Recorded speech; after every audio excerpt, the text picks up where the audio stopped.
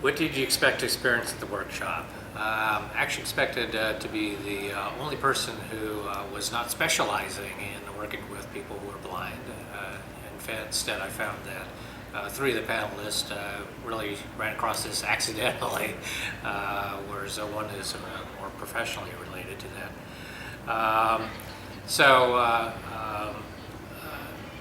I basically expected to hear about what kinds of techniques they had used, what the current research was, things of that nature.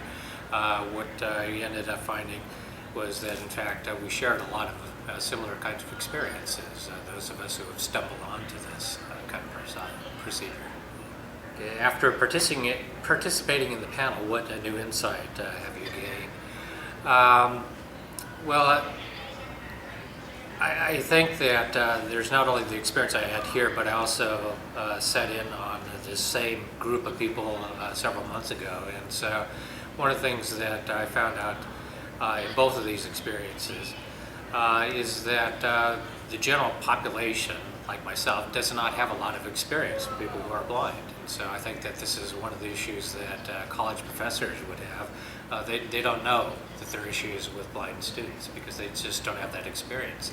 So one of the things that they need is to have a more diverse kind of populations that they can have. It's also the case that we have found, as many of you have already explained on the panel, that we have dealt with other people with disabilities.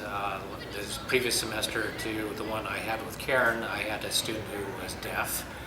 So that was a different kind of experience.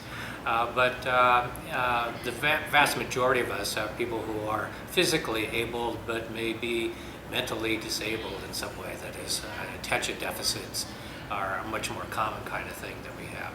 So it's not unusual for us to have experienced people who have problems in getting an education. Many of us try to figure out ways to help them out.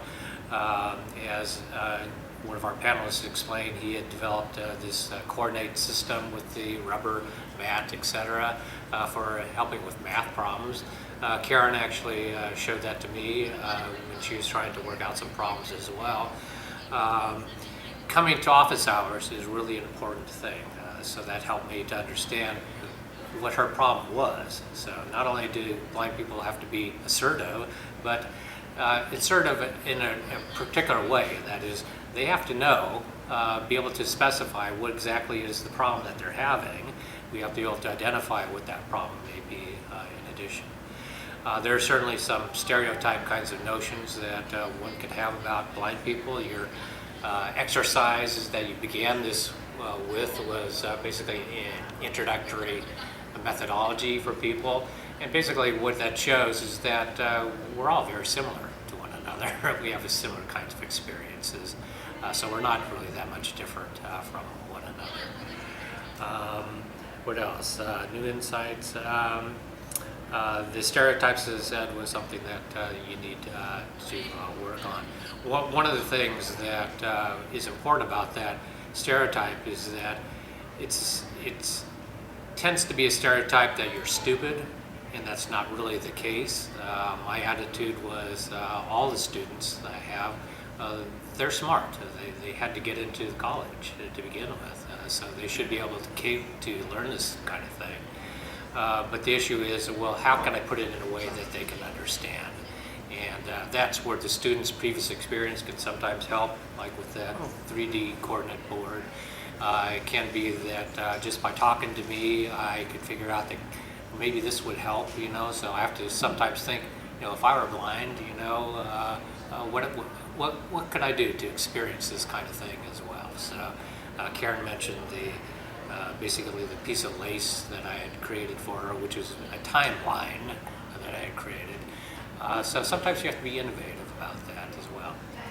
I wanted to give an illustration of how it is that we sighted people don't always understand the issues that people who are blind have. Karen would come to my office to ask questions, and the way that I have it set up is my door is closed. People have to knock on the door, I have to come and answer it.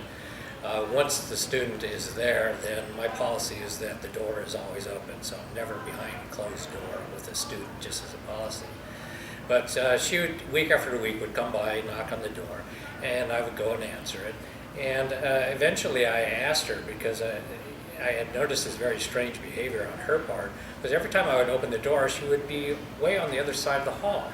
And I asked her, why do you always stand so far away from the door? Well, she said, well, because I don't want to get hit by the door. I said, but Karen, the door opens into my office. It doesn't open out to the office, you know. And so that just gave me kind of an idea of one of the difficulties that she had. And so I just took a few minutes to show her, you know, how you could feel the door and tell whether or not the door would open in or out, you know. So gave her a way that she could solve the problem for herself.